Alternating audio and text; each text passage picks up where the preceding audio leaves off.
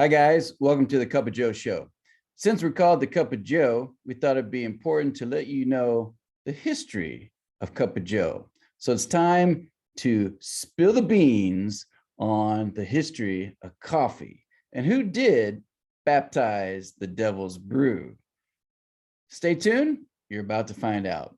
But first, let's talk about a little bit of trivia. All right.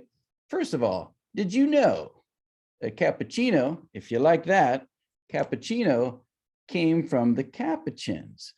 It's named after the same color robe that they wear. So think about that the next time you are sipping on your cappuccino.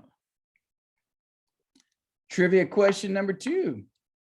Do you know how many cups the average American drinks a day? This may astound you. As Fulton Sheen, Venerable Fulton Sheen well knew, he said, the average American is unable to do anything worthwhile before he has a cup of coffee. And that goes for prayer too. So, folks, ladies and gentlemen, I hope you're sitting down. Americans drink 400 million cups of coffee a day. Except in Utah. Now, let us get into the history of coffee, shall we? Yes, we shall. All right, so let's hop in our DeLorean and go back in time and look at the history of coffee. It all started on a lovely day in Ethiopia with a little shepherd boy named Kaldi around the year 600 AD. And Kaldi was doing his thing, as shepherd boys do, minding his sheep, and he discovered that his sheep one day were acting a little bit crazy. They were dancing around, and he thought, what is going on here? This is a bit strange. So he found out that it was this bean thing called coffee. Well, after Ethiopia made its way over to Yemen, yeah, man, and there they used coffee to heighten their attention during Sufi prayers. After that, it made its way all around the Middle East, Egypt, Turkey. It became the wine of Arabia, and Arabia became the gatekeeper of coffee, as it were. And consequently, in Europe, it was outlawed by many people. It was also considered haram in Islam for a while until they finally caved in to the majestic bean, decaffeinated their protestations, and they accepted coffee. But when did Christianity accept coffee? Well, first of all, it definitely wasn't accepted by this guy, King Henry. Henry, no, that's not Henry. That's King Charles II. King Charles II of Scotland, later of England and Ireland. He had a very important thing to say because he wanted everyone to know just how bad this devil's brew is. King Charles II says, hear ye, hear ye, hear ye. Whereas it is most apparent that multitude of coffee houses of late years set up and kept within this kingdom have produced very evil and dangerous effects.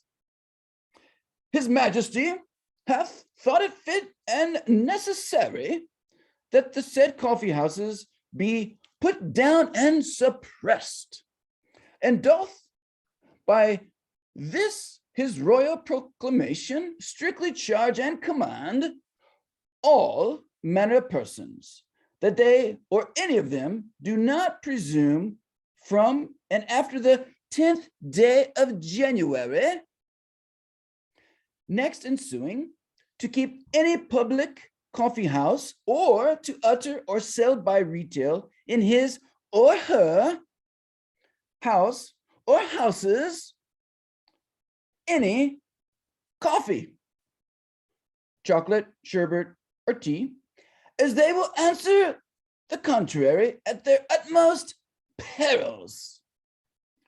Proclamation for the suspension of coffee houses, 1675.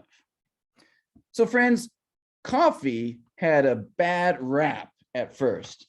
So who baptized the bean? Who blessed the beans? It's time to spill the beans. All right, so it was this guy. He was Pope Clement the Eighth.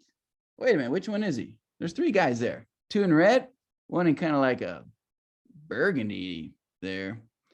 Okay, let's see. Will the real Pope Clement please step forward for the record?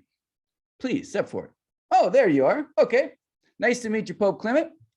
So tell us the story.